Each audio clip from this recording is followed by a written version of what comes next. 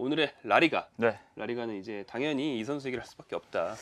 라리가 해서 아마 라리가 2라운드 제일 화제가 된 선수 중 한 명이 아니었나. 네. 네. 그 정도예요? 네, 왜냐면 한국에서만이 아니고 스페인에서도 그렇다고 오늘도 이제 마르카에서 나온 기사를 봤는데 이제 2라운드 때 좀 잘했던 선수들이나 감독 뭐 이렇게 조명을 했었는데 거기도 이강인 선수가 있었고 네. 뭐 마르카 표현으로는 이강인이 이제는 겉만 좀 그럴싸한 선수가 아니라 이제 진짜 뭔가 보여주는 것 같다. 네. 그런 얘기까지 할 정도로 좀 사실 이강인 선수에 대한 기대치는 이강인 선수가 쭉 프리시즌에서 좋은 모습 보였고 그리고 와기레 감독이 좀 뭔가 명확한 툴을 계속해서 맡기면서 네. 스페인 내부에서든 뭐 그 마요르카 내부에서든 현지에서든 굉장히 좀 기대감이 높은 상황이었는데 어쨌든 2경기 만에 이렇게 좋은 모습을 보이니까 이렇게 좀 더 기대감이 확 터지는 거는 당연한 일인 것 같고요.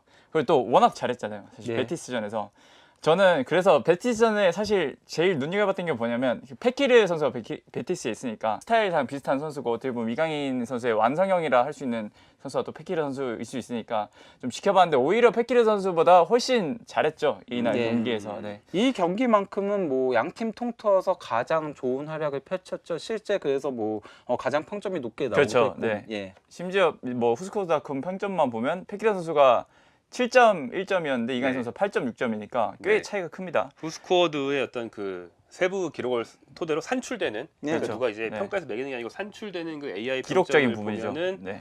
이강인이 진팀 선수임에도 불구하고 두 팀 통틀어서 1등인 8.6점. 이강인 외에는 8이 없어요. 네. 심지어 네, 베티스가 이겼는데도 8이 없고 네. 8 넘는 선수가 없고. 그나마 무리치가 7.6점. 네. 무리치도 이날 잘했죠. 네, 네. 그래서 페키르랑 단순 비교만 좀 해보자면 뭐 볼 터치 자체는 페키르가 좀 더 많았는데 74개였고 이강인이 57번이었거든요. 근데 이강인 선수도 어쨌든 마요르카 내에서는 거의 가장 높은 수치 중 하나고 이날 경기에서는 페키르가 터치 자체를 제일 많이 했습니다. 터치 자체를 제일 많이 했는데 또 근데 터치를 많이 한 거에 비해서 페키르가 득점 상황이나 좀 위협적인 장면을 많이 만들어냈냐 그건 또 아니거든요. 네, 나머지 부분 보면 이강인 선수가 대부분 앞섰는데 이강인 선수가 또 드리블에서 7개를 성공시켰잖아요. 근데 페키르 선수 5번. 페키르 선수 물론 많이 성공시키긴 했지만 이강인이 이날 8번 드리블 시도해서 7번 다 성공시켰고 또 키패스 3번 그리고 큰 찬스 메이킹 2번 뭐 이렇게 성공을 시켰죠. 네, 그래서 뭐 이런 기록적인 부분이라든지 경기 내에서 영향 자체가 이강인이 더 컸다. 네, 저는 그렇게 보면서 굉장히 좀 재밌게 봤고 페키르 선수는 이날 좀 집중 경제를 받으면서 짜증내는 모습도 좀 나왔거든요. 네. 그래서 그래도 베티스 선수들 중에서는 잘하긴 했지만 이날 경기에서는 뭐 이강인 졌지만 패배팀에서 이강인이 더 돋보일 수밖에 없었다. 네. 네. 뭐 그러니까 그런 거는 있긴 하죠. 기본적으로 마요르카가 더 내려앉았고 그리고 또 이제 파이브 빼고 나오고 하다 보니까 이제 좀 공간이 안 나온 그렇죠, 부분들은 그렇죠. 있고 반면 이제 베티스는 기본적으로 공격적인 스탠스를 네. 가져가는 팀이다 보니까 조금 더 공간이 많이 나온 건 있긴 한데 저는 그러니까 이 경기가 저는 이강인 선수가 라리가에서 뛴 경기들 중에서 베스트였다라고 생각을 하거든요. 발렌시아에서 좋았던 게임 몇 게임 있었는데 그 경기보다 훨씬 더. 훨씬 더죠. 예, 네. 그리고 마요르카 와서도 이런 경기력을 보여준 적은 없었다라고 없었죠. 생각을 해요. 네. 그 정도로 경기에 끼치는 영향력 자체가 굉장히 높았었거든요. 근데 일단 눈에 띄는 게 이강인 선수가 확실히 파워가 붙었더라고요. 힘. 예, 힘이 붙다 보니까 예전에는 조금 그러니까 부딪힐 때 많이 흔들린다는 네, 느낌들도 그렇죠. 들었고요. 그리고 또 이제 달리기를 할 때도 가속이 좀 잘 안 붙는 느낌. 맞아요, 그렇죠. 그래서 이강인 맞아요. 선수 하면 항상 느리다라는 얘기들이 있었잖아요. 근데 이 경기에서는 확실히 그러니까 그 가속이 붙는 느낌이더라고요. 그래서 굉장히 빨라진 느낌이 들었어요.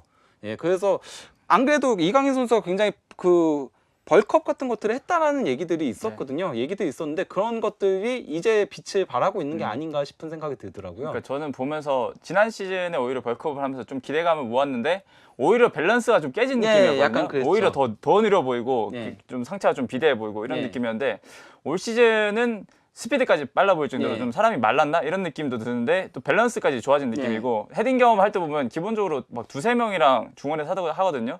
근데 이강인 선수 위치상 윙백이나 중앙 미드필더랑 보통 헤딩 경험 뭐 이런 거 하게 됐는데 그런 몸싸움에서도 그렇게 크게 밀리지 않는다. 네. 예. 그리고 그걸 보면서 이강인 선수가 밸런스가 굉장히 좋아졌구나. 네, 그런 생각을 좀 많이 했습니다. 그러니까 예전에는 유려하다는 느낌이었지 스피디하다는 느낌은 없었는데 이 경기에서는 스피디하다는 느낌이 들었어요. 그렇죠. 그러니까 이제는 타락박- 느려 보이지가 않는다죠. 네. 타락박이라는 게 타닥해서 하나 제친 다음에 네. 치고 나가면 완전 제끼는 거고 못 치고 나가면 다시 예.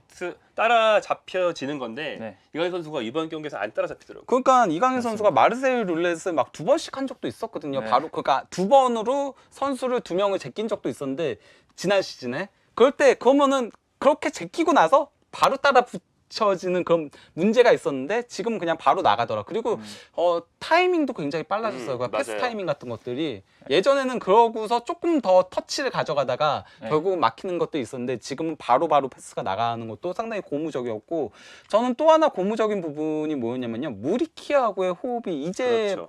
맞아가더라고요. 솔직히 그동안 저는 이강인 선수가 무리키하고의 호흡이 좀 안 맞는 것도 중용되지 못하는 문제로 굉장히 우려하셨잖아요. 예, 우리키가 예. 돌아왔을 때도. 예, 그것 때문에 우려를 했었는데 이번에는 그가 프리시즌 동안 어쨌건 간에 맞췄던 게 있어서 네. 그런지 이제 서로가 서로를 이해하더라고요. 그래서 무리키가 이렇게 해서 이강인이 빠지면 아예 바깥으로 이렇게 빠져나가더라고요. 그래서 이강인이 맞아요. 넓게 멀리 넘겨줄 네. 수 있도록 그렇게 둘이 아예 약속된 움직임들을 가져가더라고요. 그러니까 팀 자체가 이강인 선수를 중심으로 볼을 전개를 하는데 이강인이 볼을 잡으면 그 윙백과 그리고 무리치 선수의 움직임을 보시면 굉장히 좀 조직적으로 움직이는 게 보이거든요. 네. 확실히 이번 뭐 계속 프리시즌에도 그런 기사들이 나왔거든요. 무리키와 이강인이 투톱을 설 거다.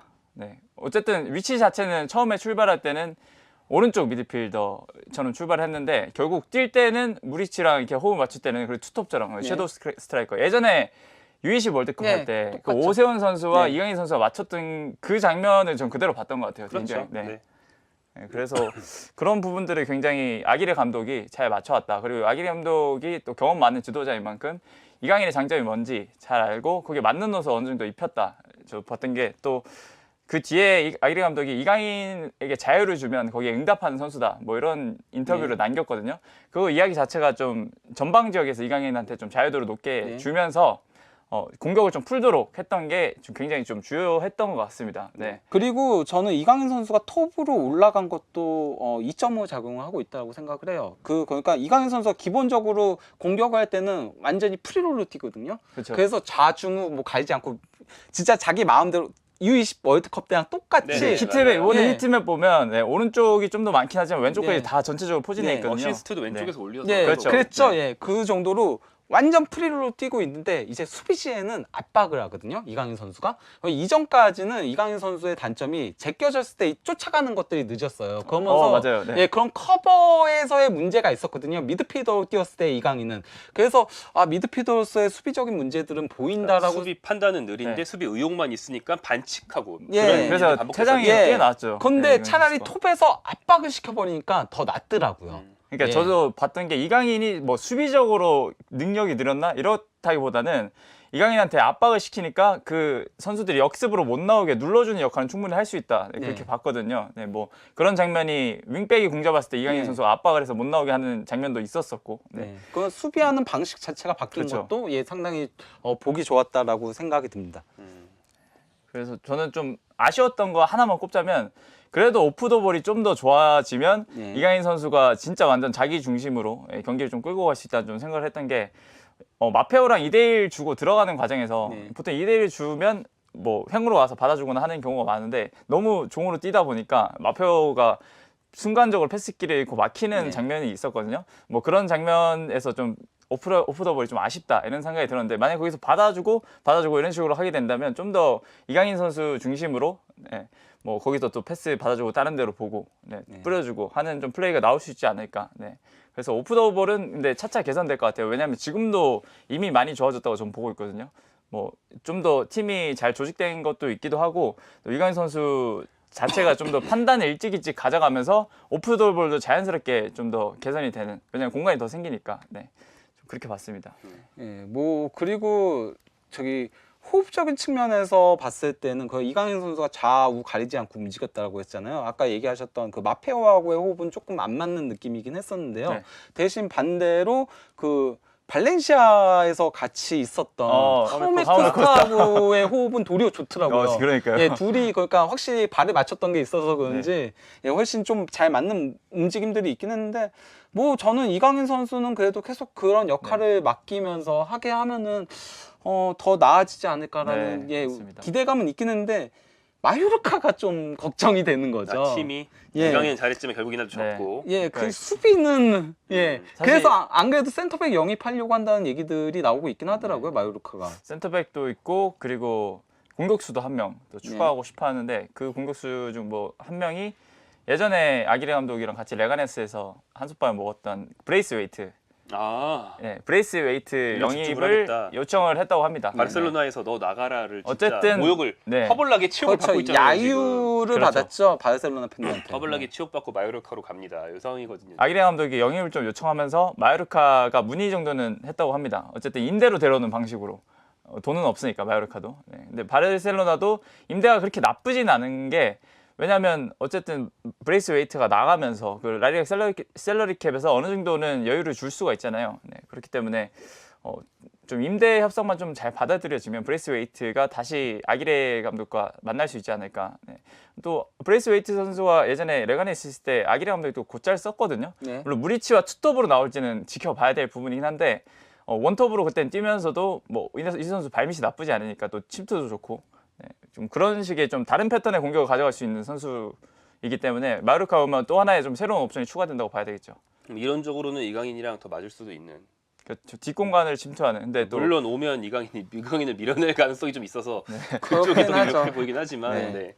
근데 마요르카도 어쨌건 간에 계속 5-3-2만 갈 수는 없을 거예요. 그쵸. 지금 그러니까 아기레 감독 부임하고 나서는 사실상 5-3-2가 메인으로 가긴 했는데 네네. 아기레 감독이 5-3-2를 원래 뭐 선호하는 감독도 아니고 애당초. 예, 그래서 그쵸. 센터백 좋은 센터백 하나 오고 그리고 만약에 공격수까지 영입을 하게 된다면은 강팀하고의 경기에서는 5-3-2를 가져가고 네. 나머지 조금 이제 왜냐면은 결국은 승리를 해야 되잖아요. 그렇죠. 마요르카의 상황은 그렇고 이강인 선수의 경기에 대해서 얘기를 해봤고 네. 그래서 이강인 선수의 좀 세부 스탯을 몇 가지 보자면 이제 이날 드리블 드리블 7번. 7번 시도해서 7번, 6번 성공. 8번 시도해서 7번 아 그래요? 성공이죠. 네. 네. 그러니까 굉장히 높은 근데 성공. 또 바뀌었네요. 네, 수치가. 6번으로 경기 직후랑 네, 조금 이좀 약간 수정돼요. 바뀌었습니다. 네. 네. 그래서 6번 스페인 매치에서 6번 나오길래 왜 6번이지 했는데 아예 바뀌었네요 이게. 음. 그래서 6번이었고 키패스는 아까 말씀드린 대로 3번이었고 예. 키패스 3개. 네. 이 마요르카라는 팀의 상황을 볼 때 굉장히 많은 거예요. 그 네. 골대도 맞췄죠. 그렇죠. 그렇죠. 아킥 자체는 진짜 그 예술이었어요. 그 딱 모두가 생각하는 그 코스, 그 정석 코스로 찼는데 너무 잘 차긴 했는데 오히려 그리고 그 세컨볼 자체가 떨어진 게 마르카 선수가 4명이 있었거든요. 수비수가 2명이고 근데 그걸 아무도 못 찼어요. 제대로 찬 선수가 그나마 코스타 선수인데 그것도 이제 막혔었고 후이실바 선수한테 굉장히 아쉬운 장면이었고 뭐 슈팅도 이날 경기에서 제일 많이 시도한 선수가 이강인이었어요. 네, 네 그렇죠. 번을 두팀 시도를 통틀어서. 했으니까. 네, 예, 두팀 그래서 통틀어서요. 이제 뭐 네. 유효 슈팅은 한 번이긴 했는데 골대 맞춘 게 있으니까. 그렇죠. 예, 사실상 2번에 가까웠다라고 볼 수 뻥 있는. 날아간 것도 위협적으로 빗나간 그렇죠, 거였지. 예. 네, 그렇죠. 그 오른발로 찬 거 말씀하시는 거죠? 네. 팀 슛이 13개였는데 본인 슛 4개, 키패스 3개. 네. 그것도 약간 그러니까 저는 그것도 굉장히 그러니까 좀 고무적이에요? 예, 고무적인 부분이었어요. 왜냐면 이강인 선수는 왼발을 조금 많이 많이 의존하는 쓰더라고요. 편이죠. 예, 의존하는 편인데 오른발로도 슈팅을 가져간다. 그때가 이제 하우메 코스타랑 그 연계에 이어서 그렇죠. 가져갔던 네. 거였잖아요. 예.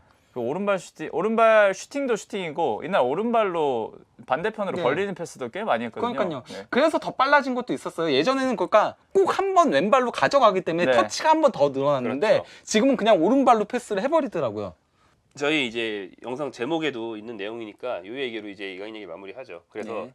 데뷔팀 갈 것 같은지랑 가야 네. 될 것 같은지. 왜냐면 한 몇 달 전까지만 해도 네. 갈 것 같냐를 떠나서 네.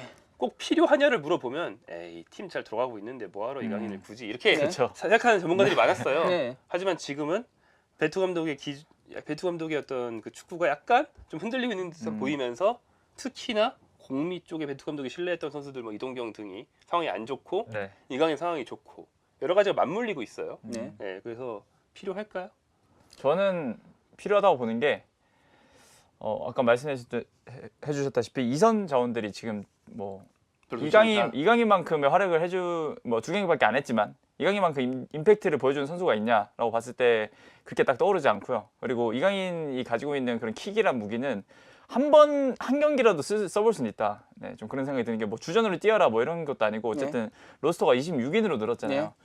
그런 상황에서는 이강인을 뽑아보시지 않을까. 네, 그런 생각이 듭니다. 뭐 사실 발도 많이 안 맞춰봤고 남은 게 9월 A 매치 정도밖에 안 남았지만 두 게임. 네, 2게임 정도밖에 안 남았지만 뭐 이강인의 킥을 활용할 거라면 후방 막판에든 뭐 언제든 뭐 그런 옵션으로는 데려가 볼 수 있다라는 입장입니다. 저는. 네.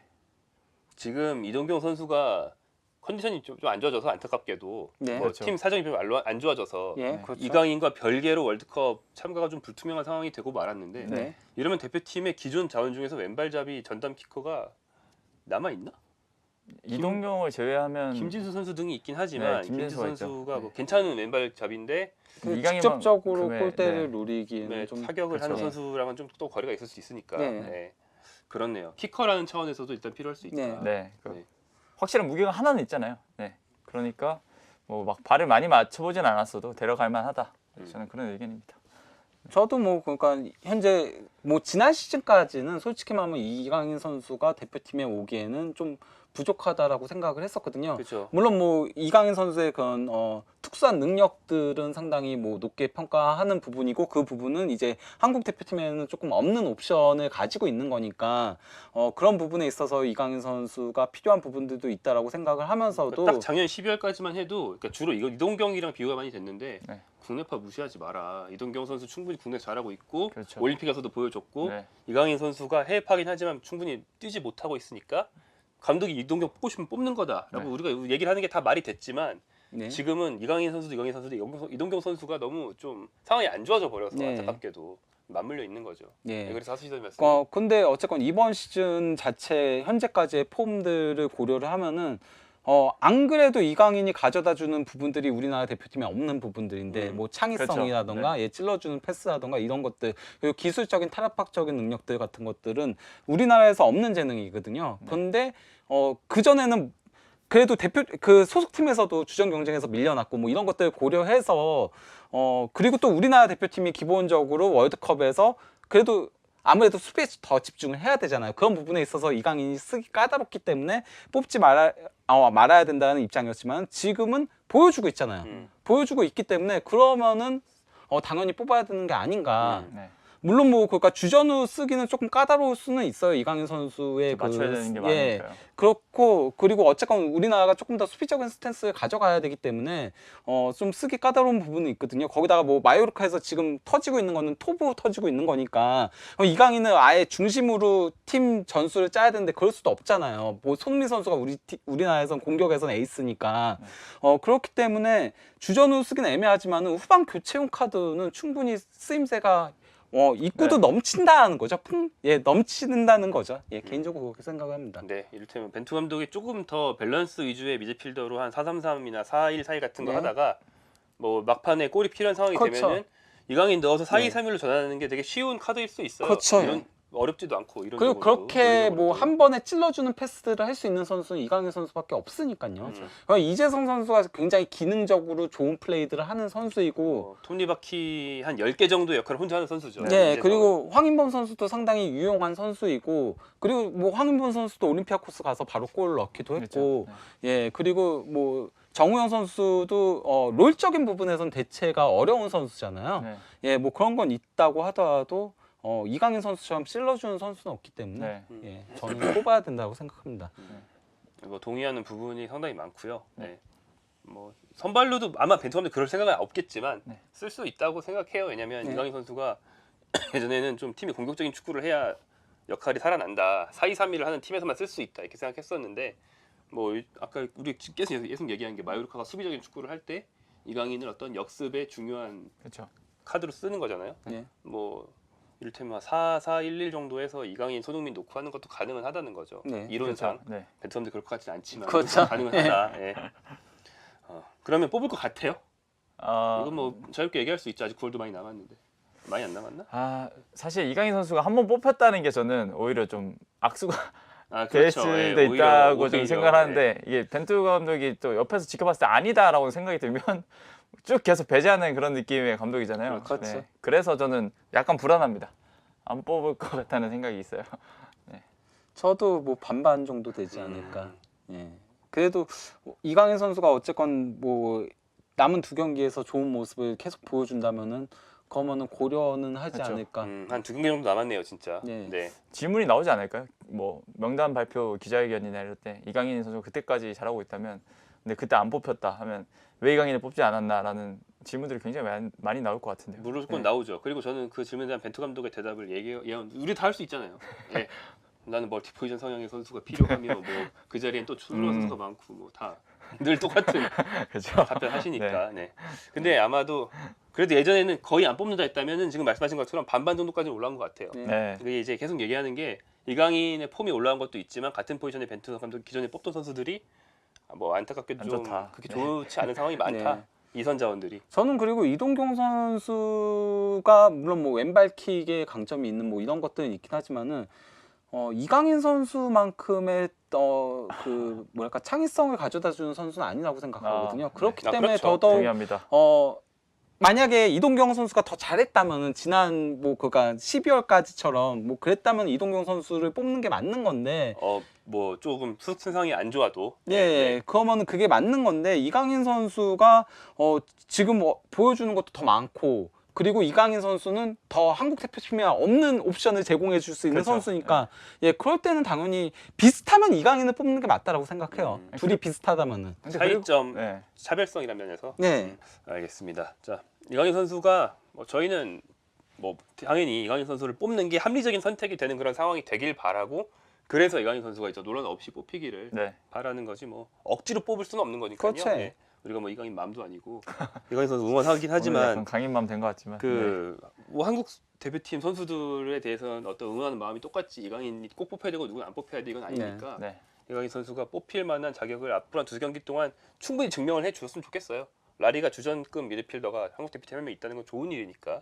그리고 이제 그걸 이제 벤투 감독이 잘 보고 뽑는다면 모두한테 만족한 결과가 되지 않을까 생각이 듭니다. 네. 논란도 없고. 예.